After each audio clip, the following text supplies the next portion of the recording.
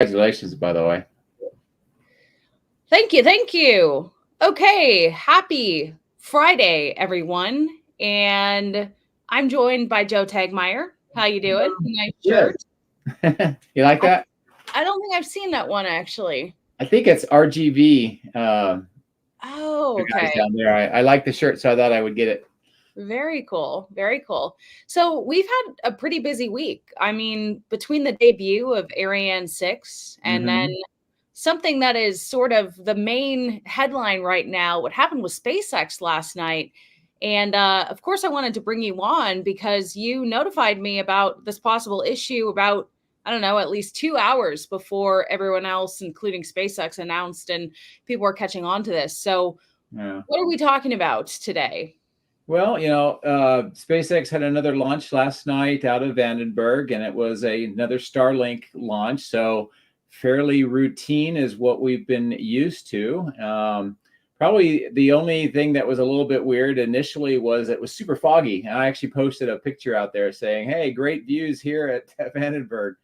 But it launched. For the most part, the initial part of the launch went well, but once it had stage separation, some things started happening that were definitely abnormal. And I think what most people probably saw was a lot of ice build up, which is unusual. And then you started seeing it break off and kind of fling into the exhaust system, or the exhaust coming out of the rocket. And here you can see this is, I guess, early part of it, but you can see stuff starting to stream off, almost like water or rain or something coming out of it. And, so that started looking not correct. And then it just continued to get worse and worse. And then that Mylar sheeting, that silver kind of blanket around the rocket there started, definitely expanding. And then here you could see all of that ice that was building up. And that was definitely not normal. And so, just watching that, watching how SpaceX was doing their feed and talking about a lot of the booster. The booster landed and they talked about that, but we never heard nominal orbit. We never heard anything beyond that. So clearly something was up. And this video is just incredible. Yes. Yeah. Kudos to SpaceX for having these views because, it's pretty clear what's going on. It's crazy. And so you were speculating that you think that this is because of a LOX leak? Yes, and then later on, SpaceX actually confirmed that it was a LOX Right. leak. So we'll get into that statement, but basically, here's just a short clip of, I'm actually betting a lot of people missed this last night because with the way Falcon 9 launches are, they're kind of the workhorse, launching like clockwork. And so I'm guessing not as many people tune into them. And it's good that you caught this, but it's unfortunately not great that it happened. And obviously, SpaceX has an amazing track record, but this was unexpected. So, what are your concerns moving forward? Well, I first of all, they've had hundreds and hundreds. I think this was the 360th or so. Prior to this, Falcon 9 launches, and I think the booster that landed was the 329th or so. So, we have a very long track record. It's probably, if not it's definitely arguably the most reliable rocket system that we've had for a long time. And, SpaceX has put all of their effort pretty much onto Starship development. They kind of froze the development, if you will, of the Falcon 9s with the current the block that it has right now. The booster still seem to do pretty good. It's probably worth mentioning that the booster did everything exactly right and it landed safely again. But the upper stages are they're brand new each time because they're not recovered. So I think SpaceX is going to take a look at this and try to figure out was it a process issue during their manufacturing? Was it maybe a material defect in something that was just sort of a rare one-off thing? I think they're gonna have to look through all that to try to figure it out because not only is it important for Starlinks, but as you mentioned earlier, the this is part of the manned space program, so it will be taking humans. So that's important to figure that out. Right. And, Ross points out Falcon 9 had the longest run of mission success in history by far until last night. Right. So I want to get into some slides that I compiled here. Here's the thumbnail from the live stream tease. But here we have the FAA statement. So I'm going to read this because I'm sure it's a little small on your screen and hard to read. This information is preliminary and subject to change. The FAA is aware an anomaly occurred during the SpaceX Starlink Group 93 mission that launched from Vandenberg Space Force Base in California on July 11th, so last night. The incident involved the failure of the upper stage rocket while it was in space. No public injuries or public property damage have been reported. But as we know, the FAA is requiring an investigation. And this confused some people. I've been reading X all day as the story develops. And I think some people are confused. Well, why is there an investigation? Why are these rockets being grounded when no public, was harmed by this? So talk a little bit about, one of the things that we have coming up in the next month as a reason to further investigate this. Yeah, well, first of all, I don't think this is out of the ordinary. I mean, they had a mission objective to try to achieve, and they did not achieve that. There was a malfunction. So, I think for public safety, it is good to take a look at that to find out, what actually happened. And as you just alluded to, is we do have several big missions coming up, including Polaris Dawn, sometime the end of this month, early August or so.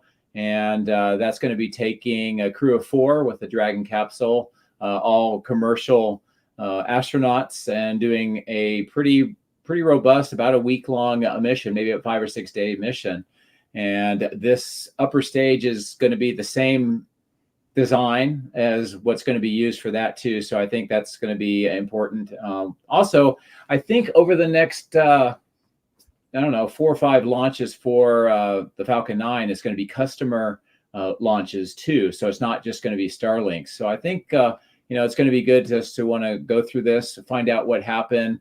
I think the FAA is going to be asking a little bit about what was the decision-making process of, once they knew that there was a problem, they kind of assessed the situation. They did try to do a second engine start. It was on that second engine start where they had the problem. And I think they're going to go through that in addition to just maybe the mechanical or the material or whatever deficiencies. And, just like what we've seen with the Starship, the FAA and SpaceX will work together. SpaceX will do the investigation. They'll come up with what are the root causes and the mitigations, and then they'll work with the FAA to have that recertified. So we're in that process right now. Right. And I do want to read the statement that SpaceX, thankfully really quickly put out there for us. So I'm going to read it to you guys. I know it's kind of small. This is dated July 11th. So they even put it out yesterday. Starlink mission on July 11th, 2024, SpaceX launched Falcon 9 with 20 Starlink satellites from Space Launch Complex 4E at Vandenberg Space Force Base. Falcon 9's first stage performed nominally, carrying the second stage and Starlink satellites to orbit, separating from the second stage as expected and returning to Earth for a successful drone-shaped landing, representing SpaceX's 329th recovery of an orbital class rocket to date. So already incredible. However, Falcon 9's second stage performed its first burn nominally. However, a liquid oxygen leak, as you speculated, Joe, so good on you, developed on the second stage. After a planned relight of the upper stage engine to raise perigee, or the lowest point of orbit, the Merlin vacuum engine experienced an anomaly and was unable to complete its second burn. And I'm just going to throw this video up here again. Although the stage survived and still deployed the satellites, it did not successfully circularize its orbit. This left the satellites in an eccentric orbit with a very low perigee of 135 kilometers, which is less than half the expected perigee altitude. Right. The Right. team worked overnight to make contact with the satellites in order to send early burn commands, but the satellites were left in an enormously high drag environment, only 135 kilometers above the Earth. Each pass through perigee removed 5+ kilometers of altitude from the orbit's apogee, or the highest point in the satellite orbit. Sorry, let me replay this. Right. I don't want you guys to fall asleep. There's a lot on this statement. At this level of drag, our maximum available thrust is unlikely to be enough to successfully raise the satellites. As such, the satellites will re enter Earth's atmosphere and fully demise. They do not pose a threat to other satellites in orbit or to public safety.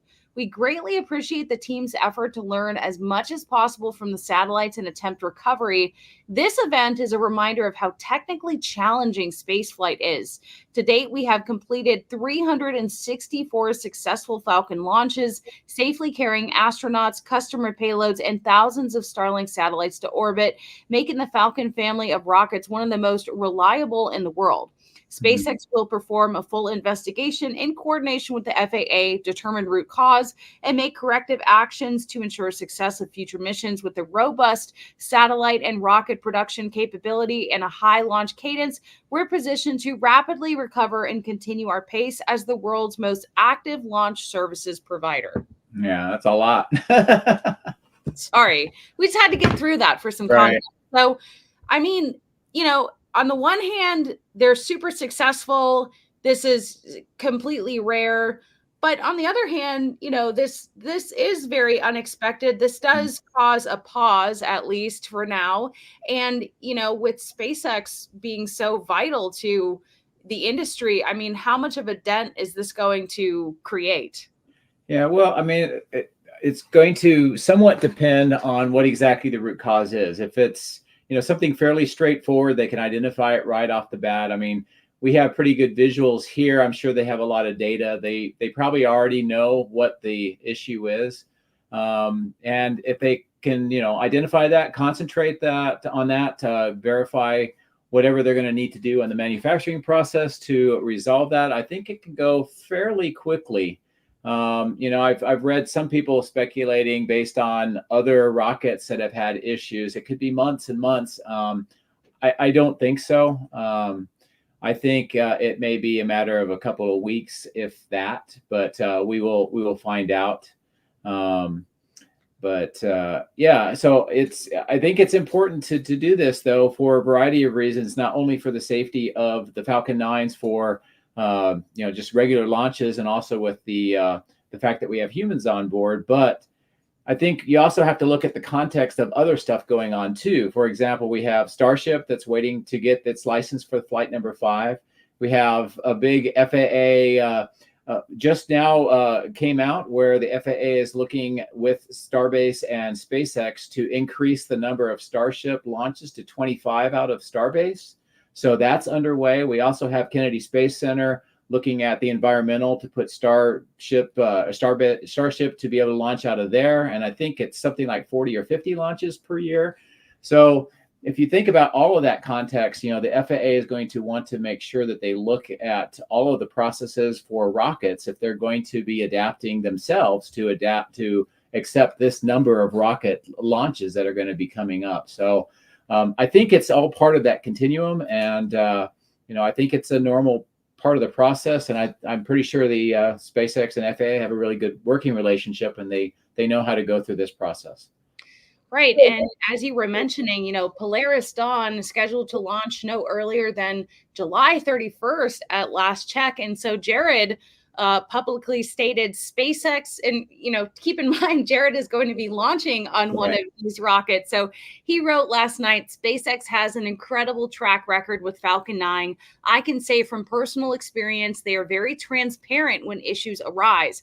I have no doubt they will arrive at a cause quickly and ensure the most cost-effective and reliable launch vehicle keeps delivering payload to orbit. As for Polaris Dawn, we will fly whenever SpaceX is ready, and with complete confidence in the rocket, spaceship, and operations. Elon responded to that, saying, "Thanks, Jared. We will investigate this issue and look for any other potential near misses.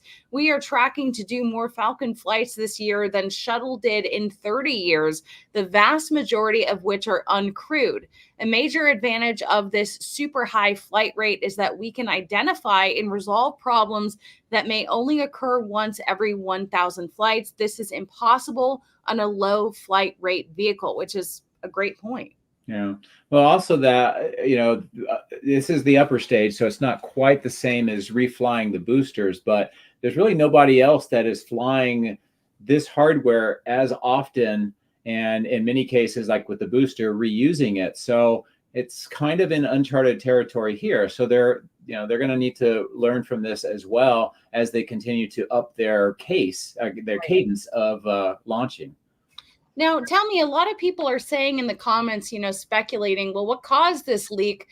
Tin Man writes, "I think that this is a one-off due to Vandy's fog condition late last night, and fog turned to ice and froze the lines and caused the leak." So do you think that this is weather related or something else? I can't really rule out anything, so I'm not going to pretend that I have data that can say for sure. I mean, that's probably going to be a condition that they will look at. I mean, I mentioned it at the beginning, the unique thing about that launch is it was so foggy you couldn't really see anything. So, you do have cryogenics. It's a lot of fog. It could ice things up. But my guess is that it's probably not it. I think there may be something, hardware related. And I think it's probably a one-off. And as they go through the investigation, they're going to find out, was it, again, a material thing? Maybe there was a pipe or a fitting that was just, not correct or not at the spec or something like that. I mean, the Falcon 1 on, I think it was the first launch, even had some issues with bolts also. So, and that was somewhat environmental. So, again, I can't rule that out, but hopefully I suspect that they already know what the likely cause is, and they're just going through the process to verify it right now. Yeah, and I'm going to be speaking at the X Takeover in California, July 27th and 28th. Jared is supposed to be a keynote speaker, which I'm a little surprised by that might still work, considering he might launch on July 31st. So we'll see. They're adamant that he's going to come, but this could also push Polaris Dawn even further. Do you think that date is going to slip due to this incident?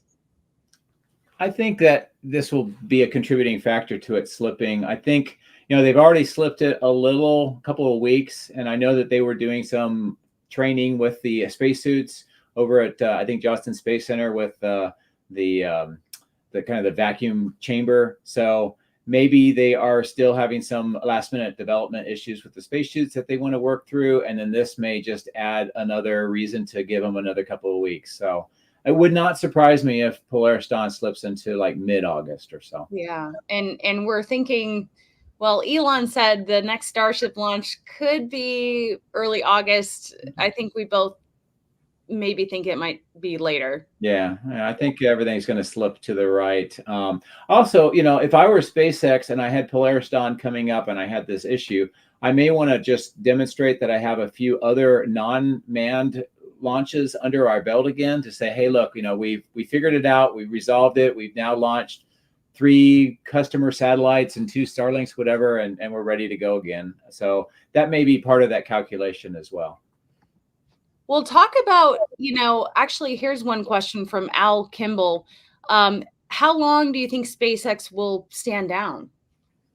I guess when you mean stand down as far as just Falcon 9 launches, because I know that they're going to continue to do testing up McGregor. They're going to still be doing a lot of testing down at Starbase. I know that they'll be continuing to develop and build the engines.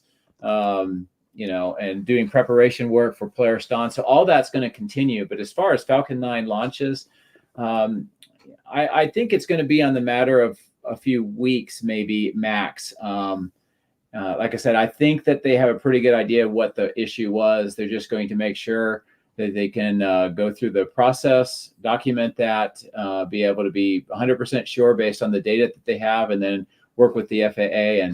And I think I think their relationship with the FAA is going to make it go reasonably quick. So I don't think this is going to be like a 3 or 6 month thing. I think it'll be weeks or less. I mean, considering how often Falcon 9 launches, that's really kind of crazy to even think about having any sort of, lapse. Yeah.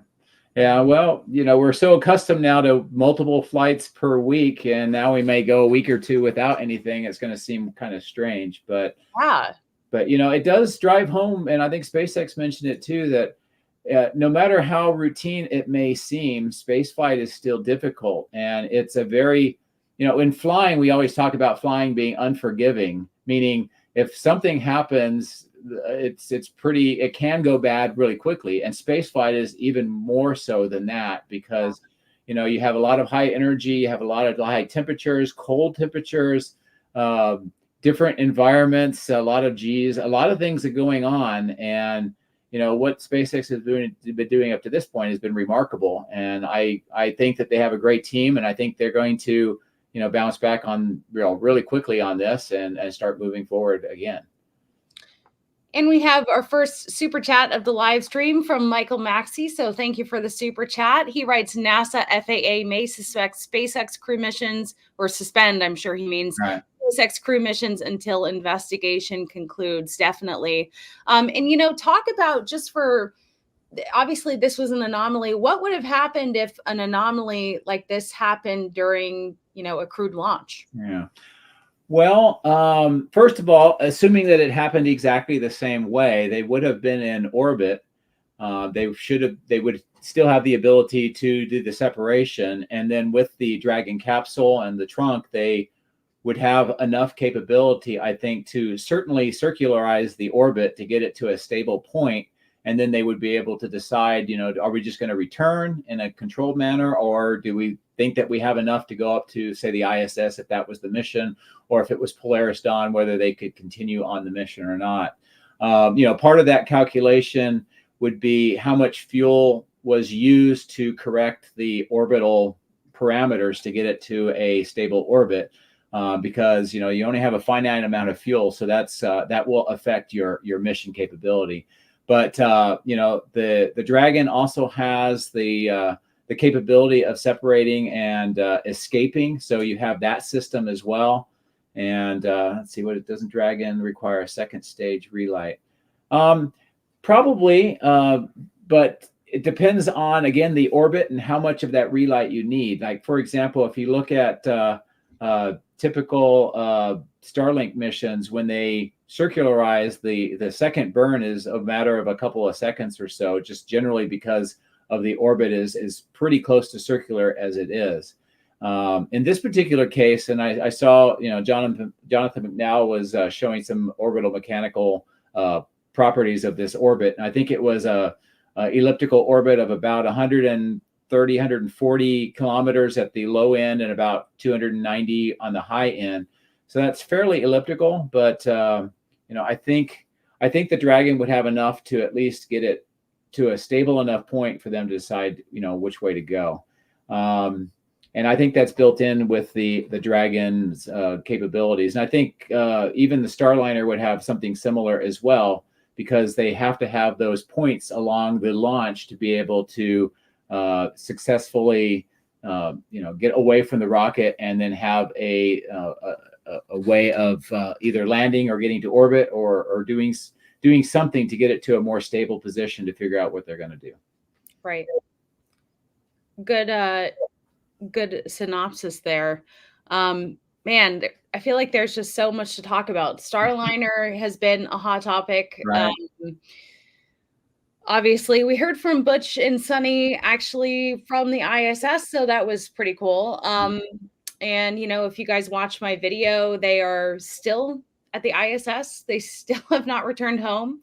Their return might be as late as sometime in August. And, a lot of people have said, oh, well, SpaceX is going to have to come to the rescue, and they maintain that is not the case. Mm-hmm. They feel comfortable coming home via Starliner. Any thoughts on that? I think, it may be just related to all these that we're seeing now with all of the various different companies trying to come up with commercial options. we're seeing a variety of different companies. We have Boeing with Starliner. We have now SpaceX with the upper stage. We have Ariane with Ariane 6 at the ESA, and they're testing out their new rocket. New Glenn's going to be coming. We have the Vulcan. So, as we get more and more players and more hardware in space, I think, it's going to be natural that we're going to have to go through these learning periods. And I think being cautious is probably smart too.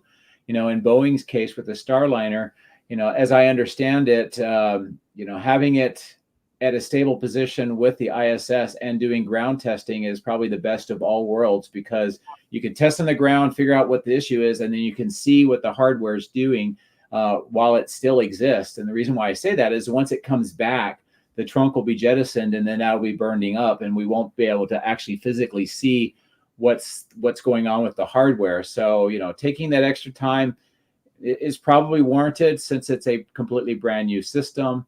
And, with the Ariane 6, we see that they had a brand new upper stage, I guess the third stage, and it was using a new way of trying to relight, and they ended up having a problem with that. So they'll give their data on that. In SpaceX's case, they have a long track record, but, it's almost like airlines where, they become routine, but then you hear about some sort of maintenance issue, and then you go through the process and you find out that there's some link along the chain that has either gotten broken or something has happened, and they need to resolve that. So, as we get more and more players, we're going to see more opportunities like this to learn, and it's going to come up. Man, talk about airlines. They have also been in the headlines a lot lately. Yeah. I think I just saw something yesterday about a tire blowing during takeoff. Did you see that? I did. And, from my perspective, there's a difference between the manufacturer and a manufacturer and defect. And then once something's out operational, and then you have, in this case, airlines with their own maintainers. And so it could be something down in the maintenance, maybe a deficiency there, or it could have been a material thing, or it could have been a design thing. But just to roll it all in and say, it's all Boeing's fault, I think that's unrealistic as well. But well, many of us still fly on a Boeing all the time, whether we like it or not. I mean, they're the majority of so many of these airplanes. Ross says this week has been a bad week for second stages. China had a launch failure this week too, man. Yep. It's kind of like the week of second stage problems. That would actually be a good title to an episode. I like that. Yeah.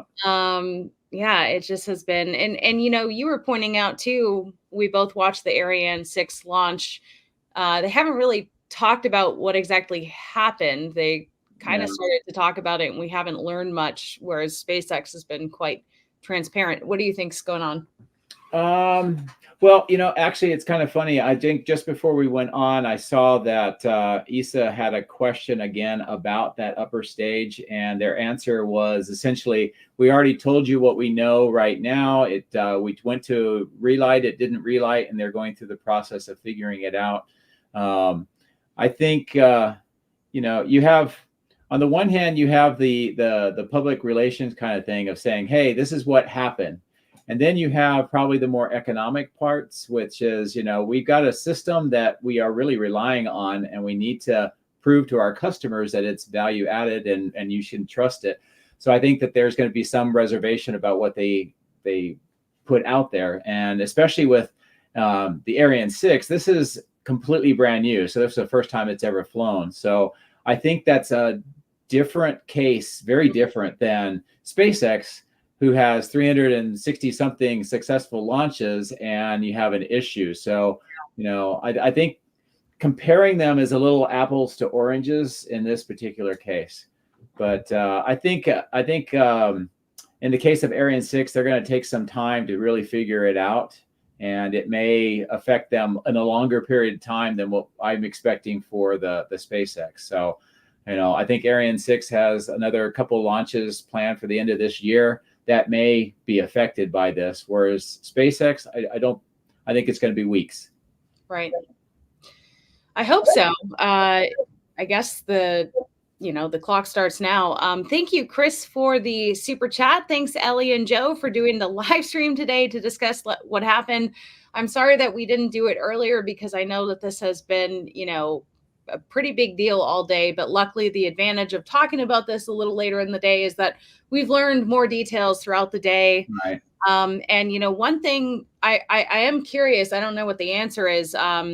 The cost of those Starlink satellites, what do you think the loss is on cost wise for those satellites? Yeah, I think it's a little hard to judge. I mean, on the first hand, you might say, what is the cost of the satellites themselves? And I think it would probably be, millions of dollars. And then there's the opportunity cost of not having them and using them for customers over a period of 5 or 10 years or so. So, it depends on how you really try to calculate that. But I think it's obviously a loss for SpaceX.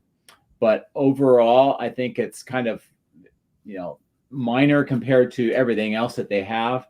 But the bigger issue for them is to figure it out, get it resolved, get the FAA license to, be flying again and getting back out to fly, because I think that their business case is based on that reusability and rapid launching and getting the satellites into orbit.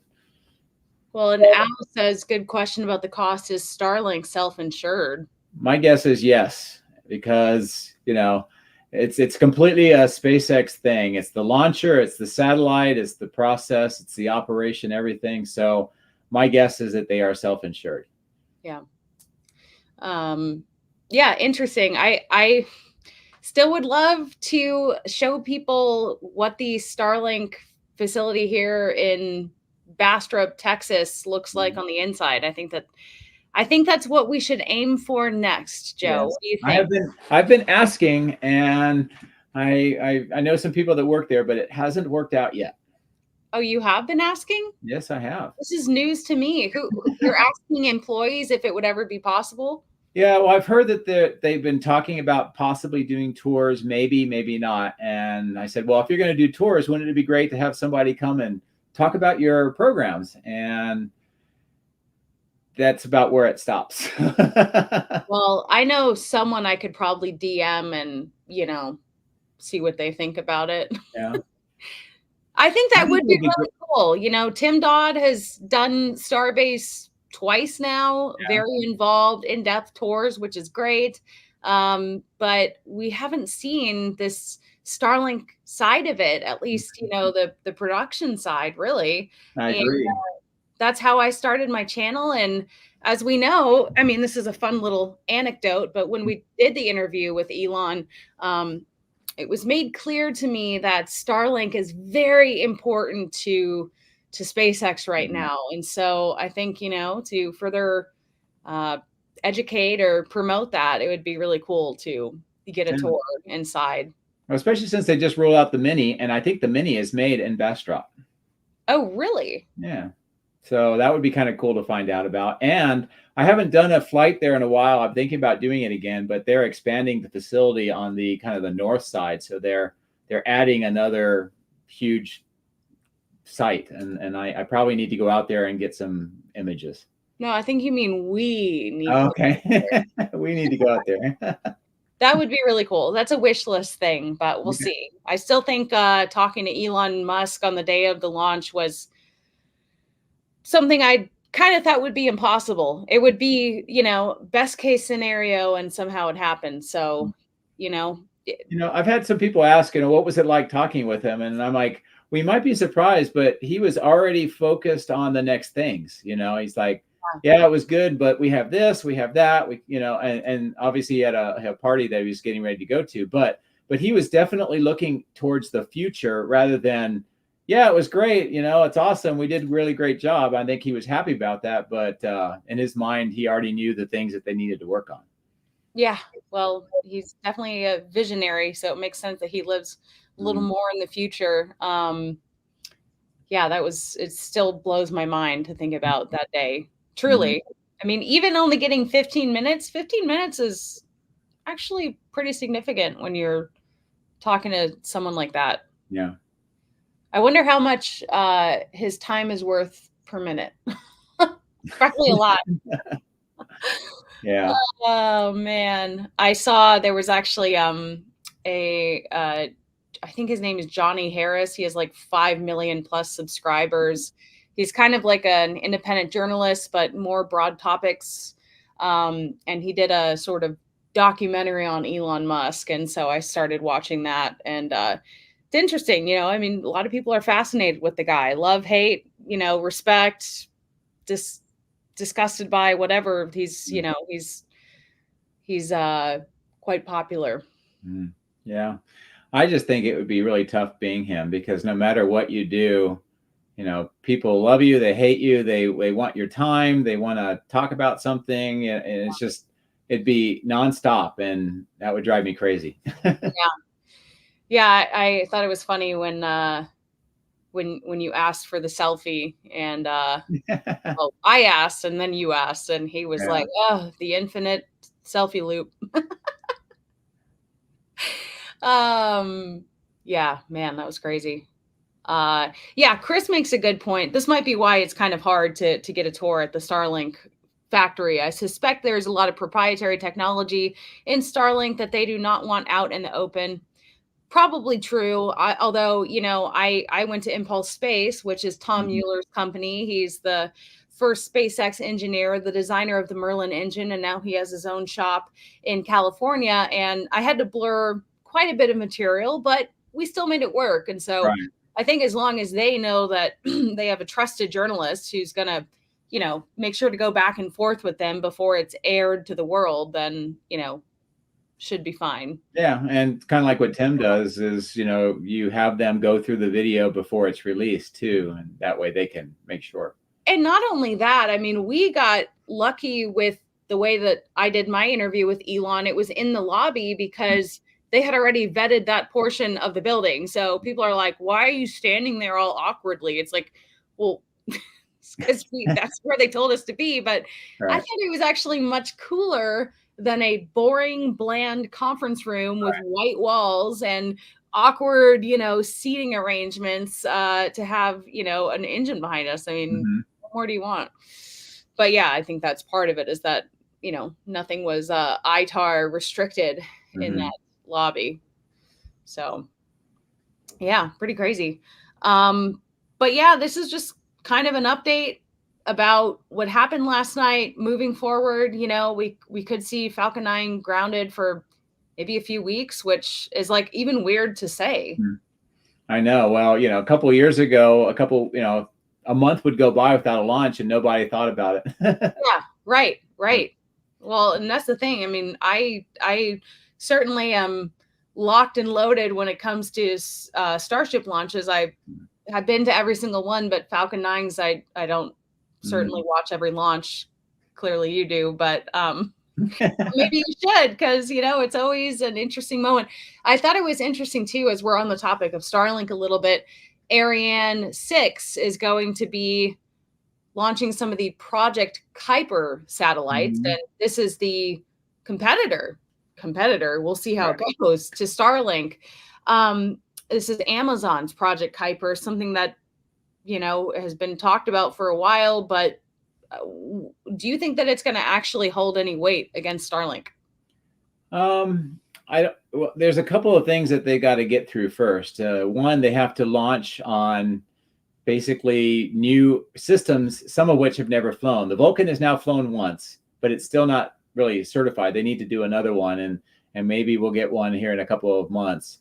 The Ariane 6 had its first flight, and as we just talked about, they have some issues that they got to work through. And the New Glenn hasn't flown either. And if memory serves, and of course things can always be adjusted, but the FCC license for the Kuiper satellites is that half of the constellation needs to be up and running, I think, by 2026, which is getting extremely close. So I think that's something that they're going to be watching. And the other part of it's sort of an interesting thing. You say it's the competitor to Starlink, which it is, but I think some investors kind of sued Amazon and said, "Hey, why are you not going with the most reliable launch vehicle?" And I believe that they've actually contracted with Falcon 9 to launch some of the Kuiper satellites. So yeah, I had seen that too in the past. So I was surprised watching the Ariane 6 launch and, talking about some of the customers that they have to hear Project Kuiper. yeah, it's going to be interesting from the flip side too. It's not just Amazon getting their satellites up, but both ULA and ESA with the Ariane 6 are banking a lot of their program on the Kuiper satellites. And I just see that Ross says NASA just released a statement about the anomaly. Have you seen that? I'm looking I have not. at Look for it, and if Ross can tell us a little more about what he's seeing. Ross, where do we find this? Is it on X? I don't see anything on X, so let me just search it in Google really quickly.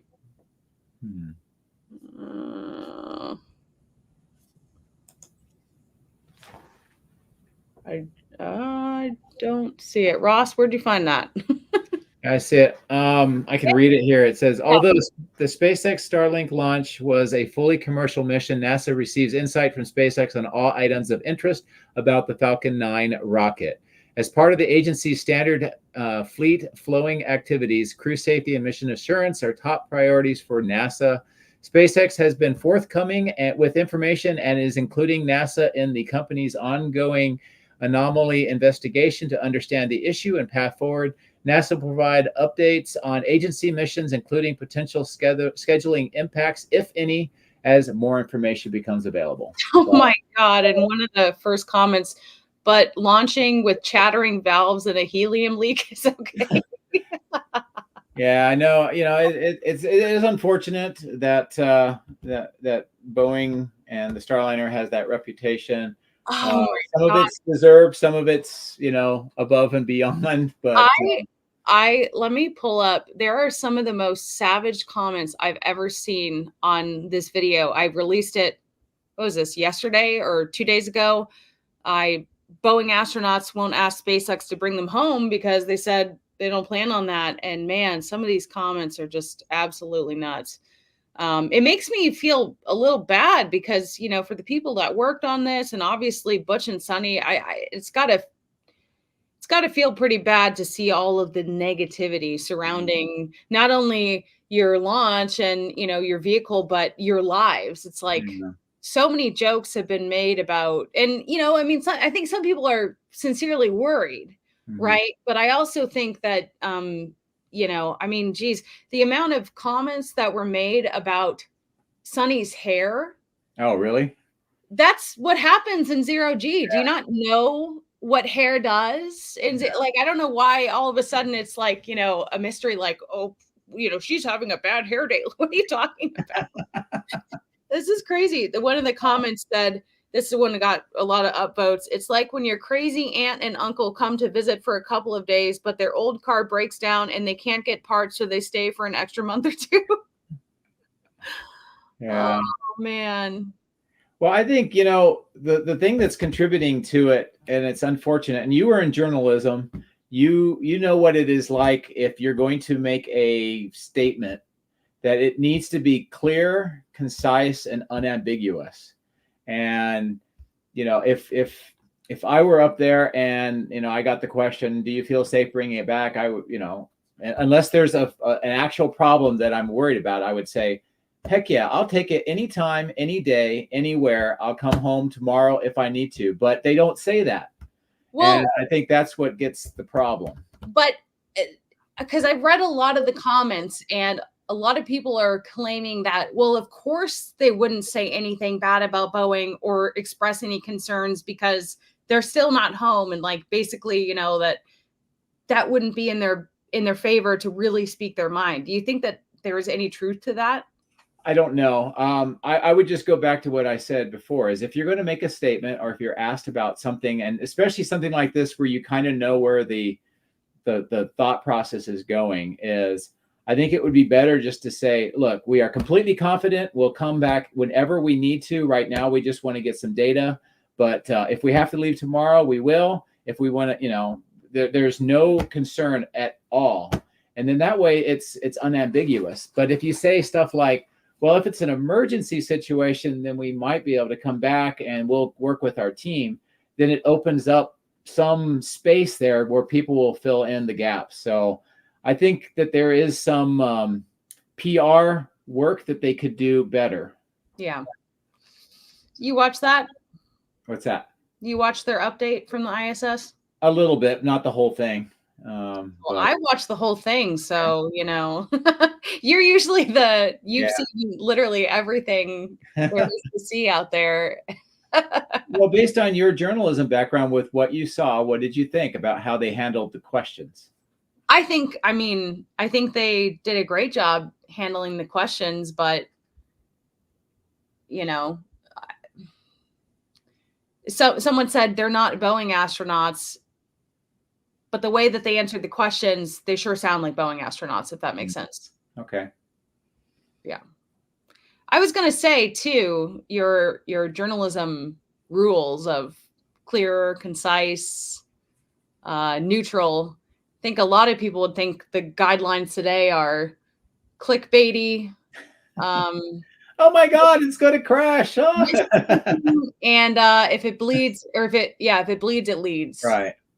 I would say. I mean, even today I posted on X about a headline about, Neuralink is going to have its second patient soon, despite, major issues with the first one. And it's like, dude, I interviewed Nolan like the day after Good Morning America did. And he says this has like radically changed his life.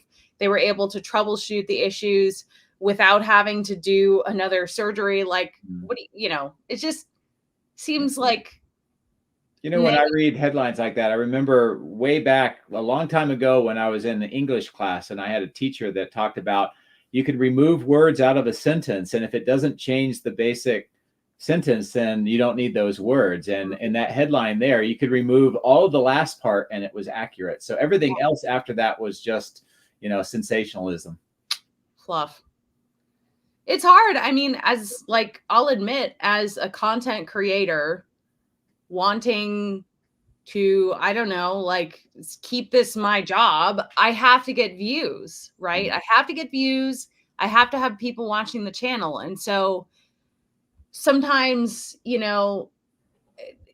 have to think of like a catchy title and a catchy thumbnail. That's just like the rules, right? Because it was the same thing even when I was in news. If I titled my story highlights of Tuesday's city council meeting, you think anyone's gonna click on that? Yeah. Are you kidding me? I don't know. It's just it's a hard balance to have, because on the one hand, you don't want to fall into that clickbait trap, but also people's attention spans, and you're competing for interest right now that, it's a very saturated world of attention grabbing things. Well, there's the two roles. Your role as a journalist is to try to get people to look at your story. But on like the NASA guys, their role is to try to shape the message and get the message that they want out there. And I think that's where they probably could do a little better job. Yeah. Well, thank you, Kevin, by the way, for the super chat. It's always interesting to me, my live streams, because I simulcast. So I stream on X and YouTube and Twitch and I think Facebook. And it always shows a pretty high number, but then not that many people on YouTube. So I think it's through X. But I don't know if these are people that have just clicked on the video and then maybe they left it, or they're still watching. So it seems like a decent amount of people are watching right now, but yeah. Well, that was just a nice 50 minutes of improvised, organic, impromptu banter. Yeah, well, I think it's important. Falcon 9 is so reliable that when something happens, it's good to kind of take a step back. I think it probably is going to be good for SpaceX, just so that they can, take a breather, look at what's going on. When they're trying to launch so much that sometimes you get into that cadence, and maybe it's good to take a step back. So I think, their team is very enthusiastic. I think they're a great team. I think this is going to help them in the long run. So, it sucks that you're not launching all the time, but I think, over a year or two from now, this will have been a good thing for them. Yeah, I hope so. And, I guess time will tell when the next launch will be. It's really crazy, but I will definitely be keeping an eye on it now. Yeah. Because now something happened. Thank you, Ray, for saying some of us dedicated alien space fans, I'm sure, always watch. I really do appreciate that. Not to boast, but I still can't believe I have the 100,000 plaque. Not only that, I've already crossed 116,000 subscribers. Wow. The Elon interview has obviously helped my channel tremendously, but Tim Dodd has, I don't know, almost 2 million subscribers. So I think that there's a big audience for space, and it's really nice that more people are seeing my content because, as many of you know, I quit my job a little over 2 years ago to do this full time. And so I'm glad that you guys appreciate what I'm doing. And I appreciate you, Joe, for being such a key person on the channel. Well, thank you. It's been a lot of fun, and I appreciate you bringing me along.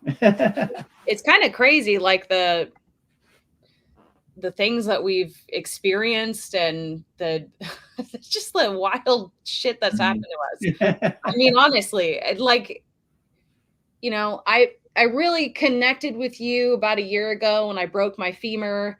I was obviously not in a good place, and you also wanted to go to the Starship launch, so you decided to tag team with me. And since then, I mean, man, it's just been, every time we go down to Starbase, incredible, unforeseen things happen. That place is, I think that's why I was so devastated to see on 4th of July, that poor woman who had her calf bitten, completely gone by a shark. I mean, this is such a place of wonder and magic to me, even with all the mosquitoes and all the heat and stuff.